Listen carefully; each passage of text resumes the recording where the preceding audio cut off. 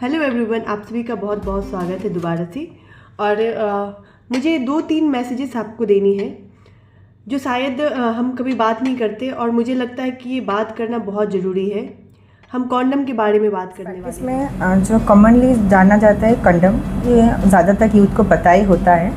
ऊपर से जो लुब्रिकेंट्स होते हैं उनको भी यूज़ करना बहुत ज़रूरी है कंडम के साथ साथ। सिर्फ कंडम यूज़ करने से कुछ नहीं होता। जो लोग इंटरकोर्स करते हैं रेगुलर बेसिस, उन लोगों को टेस्टिंग करना भी चाहिए।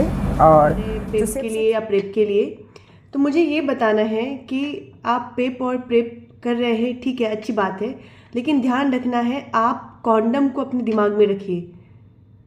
कॉन्डम आपके बहुत सारी चीज़ों के लिए फ़ायदे हैं, चाहे वो आप पॉजिटिव है चाहे नेगेटिव है, वो डजेंट मैटर, ठीक है। अगर आप HIV के साथ जी रहे तब भी आपके लिए कॉन्डम बहुत ज़रूरी है, और आप नेगेटिव है तब भी कॉन्डम बहुत ज़रूरी है। तो जब भी आप फिजिकल रिलेशन में आते हैं, आप मैरिड है अनमैरिड है, उससे कोई लेना देना नहीं है। उसके क्या बेनिफिट है कॉन्डम के? सबसे पहले वो प्रेगनेंसी रोकती है। दूसरा है कि आपके जो भी वायरस है ना, ट्रांसमिशन, फिर वो HIV है या फिर हेपेटाइटिस है या आपका STI है ना, STI, ये 3-4 चीज़ों से कॉन्डम आपको ब्रेक करती है। आप पेप ले रहे हैं, ठीक है, अच्छी बात है, लेकिन आपका फोकस फिर भी कॉन्डम के ऊपर होना चाहिए। कॉन्डम सिर्फ आपको प्रोटेक्ट ही नहीं करता है, आपके मल्टीपल इन्फेक्शन, मल्टीपल वायरस से आपको बचाता भी है ना।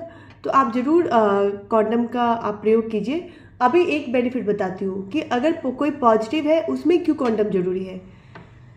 जब आपकी बॉडी में जो वायरस होती है HIV की, वो अलग वायरस होती है, और जो सामने वाले की बॉडी में है वो अलग वायरस होती है। मान लेते हैं कि अगर मेरा वायरल लोड TND है और सामने वाला का वायरल लोड जो है वो 1000 से ऊपर कॉपी है, तो जब आप सेक्सुअल फिजिकल एक्टिविटी के दौरान क्या होता है, अगर आप कॉन्डम का यूज नहीं करते तो उसके जो आपके तो नॉट डिटेक्टेबल वायरस थे, लेकिन सामने वाले का जो वायरस था वो बहुत ज़्यादा था, तो आप दोनों में वो ट्रांसमिट होती है। आप नॉट डिटेक्टेबल थे, उसकी बॉडी का जो वायरस था आपकी बॉडी में आ गया, है ना, और वो और तेज़ी से मल्टीप्लाई होती है।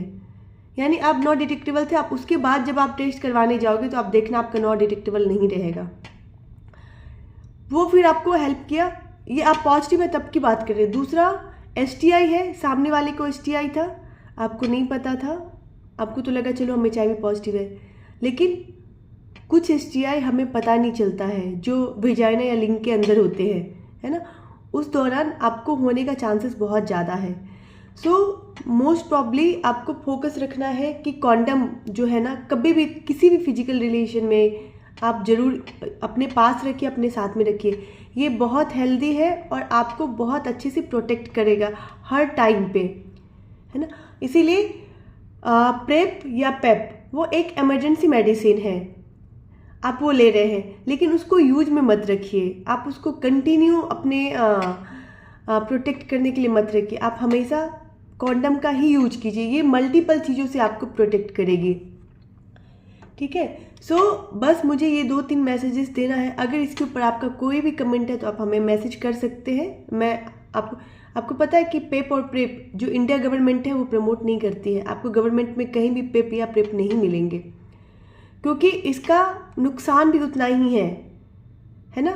आप HIV से बचने के लिए आप पेप या प्रेप ले रहे हैं, लेकिन आपको नहीं पता कि उसके अगेन आप कितने सारे इन्फेक्शन ले रहे हैं अपने अंदर। आपको सिफिलिस हो जाता है, वो बहुत ही डेंजर होता है सिफिलिस। अगर किसी प्रेग्नेंट वुमेन को सिफिलिस हो जा रहा है ना, तो आने वाले बच्चे को भी सिफिलिस हो जाएगा, जो शायद अननोनली उसकी डेथ भी हो सकती है। तो इसीलिए आप जब भी फिजिकल रिलेशन में आते हैं, मेल से मेल आते हैं, मेल से फीमेल आते हैं, आप कॉन्डम का ज़रूर उपयोग कीजिए, या आपकी मल्टीपल चीज़ों से प्रोटेक्ट करेंगे, ठीक है। अगर कोई मैसेज है तो आप हमें कमेंट में डाल सकते हैं। तब तक के लिए